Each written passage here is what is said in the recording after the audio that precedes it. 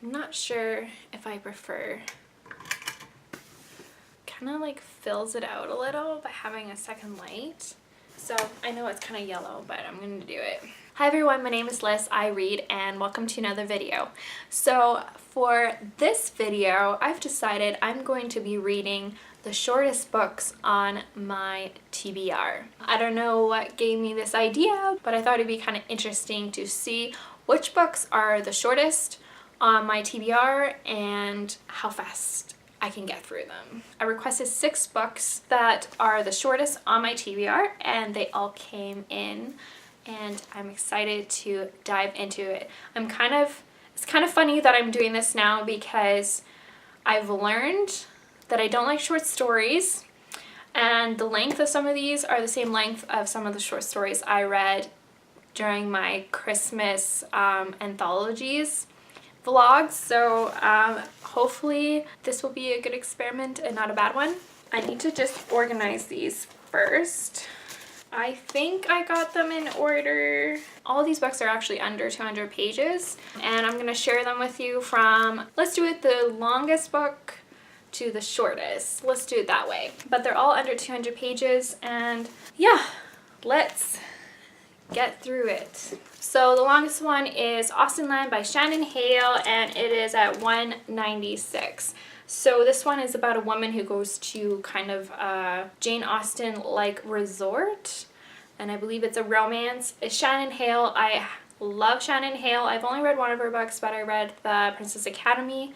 I highly recommend that book. It's so good. So I'm excited to read this. I think this is an adult contemporary romance. I don't think I've heard great things about this, but I have seen the movie, so I am curious to give this a try. The next one, I'm not sure how I feel about it, but I liked the concept in it. But that is A Mutiny in Time by James Dashner. This one, it's definitely geared to, it's a middle grade. Almost kind of a young middle grade, but I believe it is time travel, and these kids have to go back in time to kind of save the timeline. Something's gone wrong, and it's a series, and it is at 190 pages. The next one is Every Heart a Doorway by Shauna McGuire, and this one is at 173, and this is kind of I don't know a lot about it, but it's about the kids who've gone to magical worlds and they come back to the real world and they have to deal with the aftermath of that. And yeah, it's a popular series right now, and I'm excited to give it a try. The next one is kind of a random one. It's The Witches of Lynchford by Paul Cornell. And I don't know anything about Paul Cornell, but he's a science fiction and fantasy author. It has 144 pages, and the only reason why I was interested in this one is because I think it's an urban fantasy, and I think there's fairies in it. I'm not too sure, but that's why I picked it up. And it's about a small hamlet who's possibly getting a supermarket, and there's people for it and people against it. But there's some people who know that where they want to build it is where kind of the line divides between the two worlds. So I'm hoping it's a fairy book. I love fairies, if you didn't know about that. There's a few fairy stuff in some of my books here, so I'm excited to give this one, and it's super short as well at 144. The next one is Kin, part of the Good Neighbors series by Holly Black and Ted Nafa, I believe. And this is a graphic novel. I don't read graphic novels, but I've never read Holly Black, but I really want to try her out because I know she is kind of the fairy queen. When it comes to fairy fiction, don't know anything about it. It just says graphic art, that it's a graphic novel and it's about fairies. So this one's also short, of course, and it's at 117 pages. And the shortest book is another Holly Black on my list, and it's the Spiderwick Chronicles. The first book is called The Field Guide, and it's super short, super small. And again, I was interested in this one because it had fairies in it, and it's at 107 pages, and even this book is super small, like it's the length of my hand. So don't know anything about it, but it's a middle grade, and again, I think there may be fairies involved. I think there's something to do with a book, so I'm kind of excited about this one. I'm not too sure. I'm not even sure what I'm most excited about, to be honest, with this selection, but I'm excited to read some get some books off my TBR by reading the shortest ones.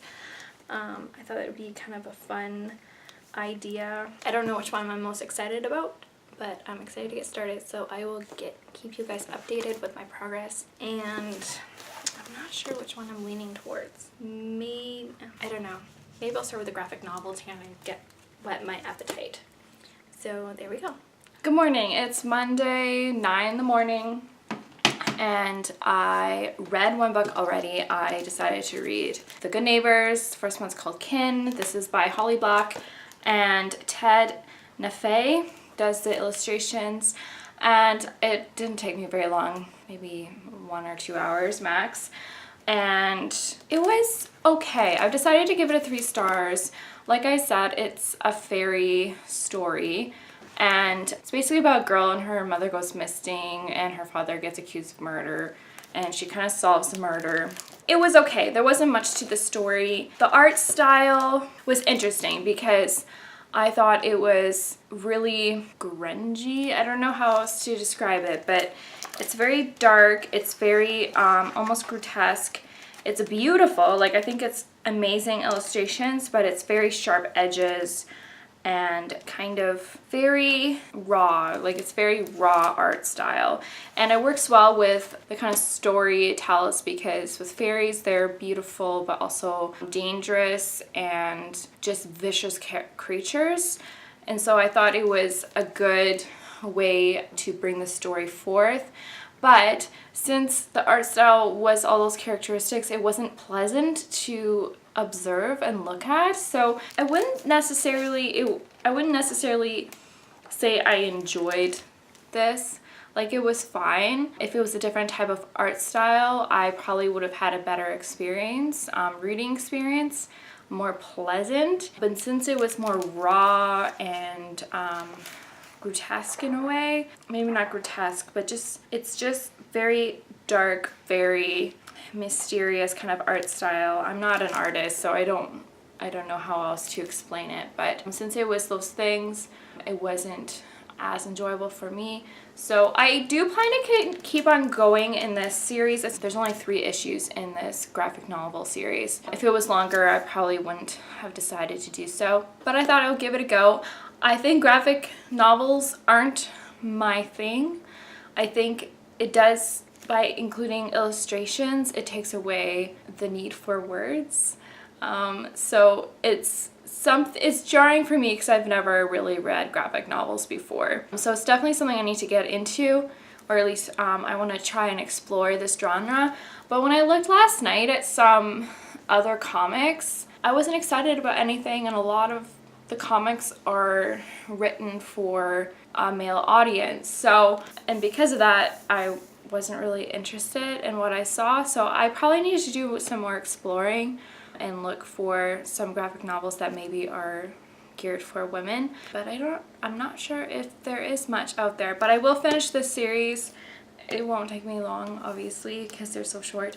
Overall, I gave this a 3 stars. I would recommend it if you like graphic novels and you like fairies. If you like urban fantasy, specifically fairies or fairy folklore, then I would recommend this. I don't have a lot of experience with graphic novels.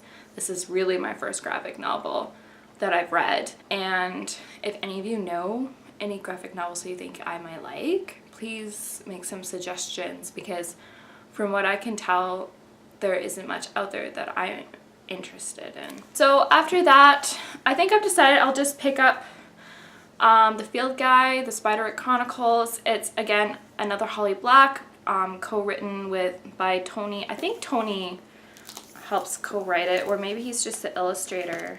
No, he's an author. I looked it up and I already forget how to say his name, but Tony Lizzie, something like that. But this is another Holly Black. It's super short, so I think I'll just quickly read it and see if I like it.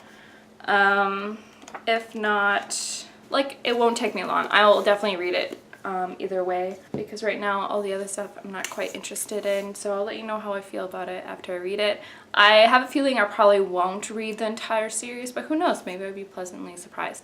So that's it for now. Bye. Hi. So it's later this afternoon, still Monday, 3 o'clock, and I just finished the field guide, the Spiderwick Chronicles, and it was like okay. I'll be truly honest, I didn't actually enjoy it at all. I actually thought it was kind of boring, and I think it's because it was essentially a children's book. I thought it was middle grade, and I think it's even younger than middle grade. It's more geared for elementary children, maybe upper elementary. It's still technically a chapter book, but I was just bored, and I think it's because it's not written for me. It's written for children. So I would still recommend it for children if they like stories about fairies. It was just basically about these siblings. Their father had left them, and so to start a new life they moved to this new town, and they moved into this house that their great aunt Linda, I believe, used to live. The house is falling down, and it's following these 3 kids, but you're following Jared, who's one of the twin boys, and there's something in the walls of the house, and it's about them kind of discovering what that is and discovering some old memorabilia from previous generations in the house. They find this book, which is the field guide, and that was essentially the story. That was basically it. I was just mostly bored, and I think it's because it is not written for adults, it's written for children. So I'm not going to rate it on Goodreads, but I probably would actually rate this a 2.5 just because I was extremely bored. But I'm not going to rate it on Goodreads because this would still be really good. I would still really recommend it for children because they would probably really enjoy this. So since I've been learning that about myself, that I'm not a huge fan of middle grade, like I like some middle grade, but I don't necessarily like very young middle grade, I think that might mean I'm not gonna read this because I can picture myself not really enjoying it. This one is probably actually more for an older audience. Like it's still probably middle grade, but I'm not sure if I'm going to like it. But like I said, this is like definitely more elementary, where this is probably more middle grade. So I may give it a try, but I might just decide not to read it. So I'm left with 3 more options. I still have Witches of Lynchford. I have Every Heart a Doorway, and then I have Austenland, and I'm thinking I might lean towards the Witches of Lynchford because I'm very in a fairy mood, urban fantasy. Yeah, but I'm not too sure. But so far I got 2 books out of the way in 2 days. I thought that's pretty good. I think I will end up reading some more today because I want to read. So that's my update for right now. Bye. Good morning. It is Tuesday morning. I actually read 2 books yesterday, so I finished Spiderwick Chronicles, the field guide. I read that, and then I picked up Witches of Lynchford by Paul Cornell, and it's super short, obviously, because these are all short books that I'm reading, and it was only 144 pages, and I didn't like it. I only gave it a 2-star rating. I was just really bored. I was not gripped at all, which is kind of funny because it's actually technically an urban fantasy. It reads more like a contemporary, but I didn't find any of the characters really that interesting. There was drama, but I wasn't interested in the drama between some of the characters. I was not scared at all with the creatures in here. So what this story is about is it's set in this hamlet called Litchford, obviously, and there's this big superstore threatening to build in their new town, like a grocery store. And there's people for it and there's people against it, but the biggest problem is where they want to build it, and apparently where they want to build it is a line that if they build there will open up the other world, and the other world has obviously some creatures. That's basically the concept of it. There's no spoilers there, but I don't know, I wasn't excited, I wasn't thrilled. The creatures themselves weren't even that scary. There wasn't a lot of interactions with some of the magical beings, and so I don't know, it just fell flat for me, and maybe if there was more book it would be more interesting, but I don't think so because I don't know. I don't even know what else to say about it because I was just more bored. I was just really bored. It wasn't scary. There wasn't even any action. And they like kind of performed some like ritual stuff, but even that fell flat. Nothing really happened. And it was all around this grocery store and even that kind of storyline was really boring. So unfortunately I did not like this. I gave it a 2-star. It wasn't like the worst thing I've ever read. I was just mostly bored. I technically have 3 books left, but after reading The Field Guide by Holly Black and Tony, whatever his name is, I decided I'm not going to read A Mutiny in Time by James Dashner. I might try a chapter to see if I like it, but I have a feeling I won't.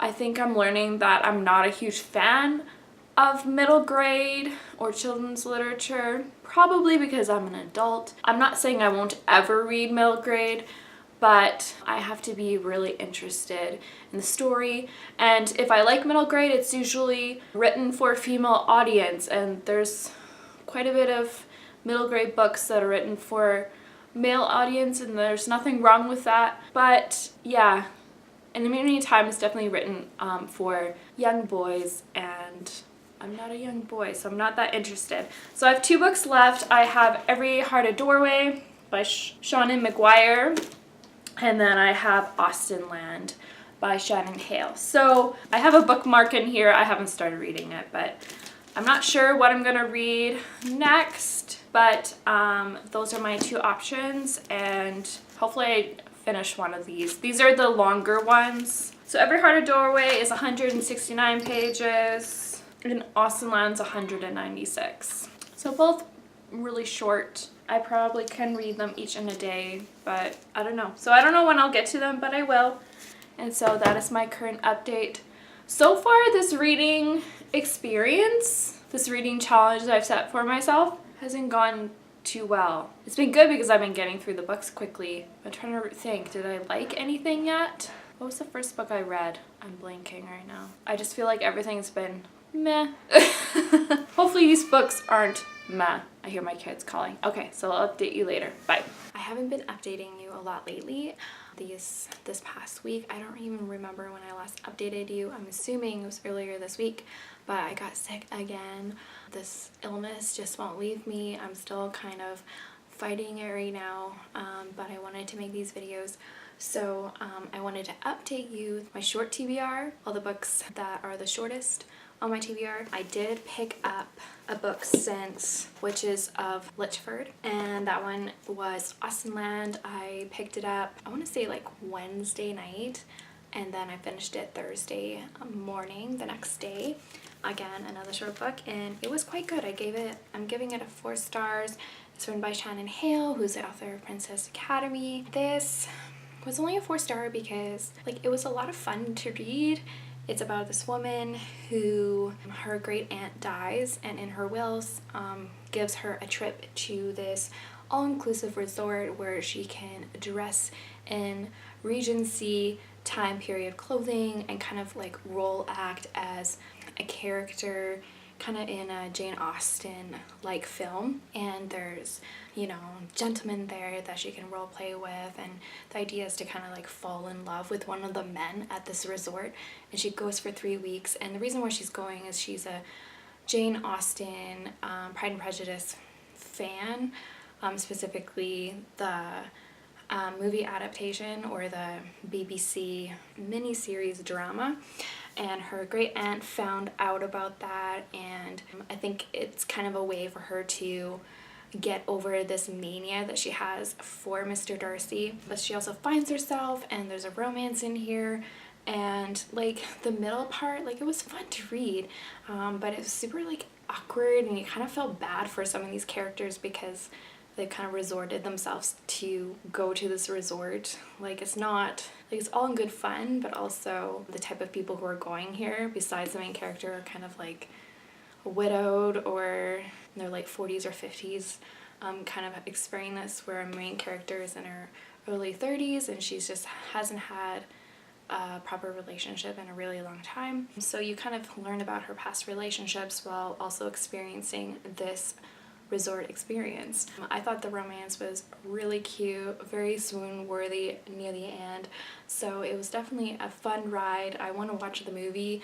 I have seen the movie before, and from what I can remember, the book is definitely a lot better. I remember the movie not being like amazing, but still fun, good times, so I gave this a 4-star rating. So when it comes to the shortest books on my TBR, I had a total of 6 books. So here are all the titles. I had a total of 6 books and I've read 4 of them, and I've decided to end this reading challenge. I'm quite done. So far, I first started out with Good Neighbors by Holly Black and Ted Neffe, and graphic novel. I gave this a 3-star rating. Then I read The Field Guide, also by Holly Black, and then also Tony Diterlesi, a children's chapter book. I gave this, I think, a 2 or 2.5. I think I gave this 2.5, just mostly because I was bored. I didn't really like it. I still recommend it for children, but it's not for me. I'm an adult, not a child. So 2.5 stars.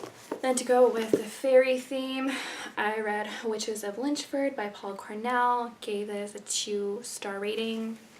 I was bored out of my skull. And then finally, Austen Lange by Shannon Hale, 4 stars. So that left me with 2 books remaining, and that is The Mutiny in Time by James Dashner. After reading The Spiderwick Chronicles, The Field Guide, I've decided I'm not done with middle grade, but I just don't want to read it. So I've lost interest in this. Don't want to pick it up, so I'm not going to. So I'm permanently removing this from my Goodreads TBR. And then also I have Every Heart a Doorway by Shauna McGuire. I do want to read this someday, but I'm just ready to move on to my next reading challenge, so I'm not dismissing this. I'm not removing this from my TBR. I'm just not reading it right now. So that's it, everyone. Thank you so much for watching. I hope you guys liked this reading challenge. I plan to make more of these type of reading challenges. I'm getting ready to make a new one right now. So thank you so much for watching. If you liked this video, give it a thumbs up. Remember to subscribe if you want more bookish content from me. And you know what, guys? I want you to keep reading. Bye.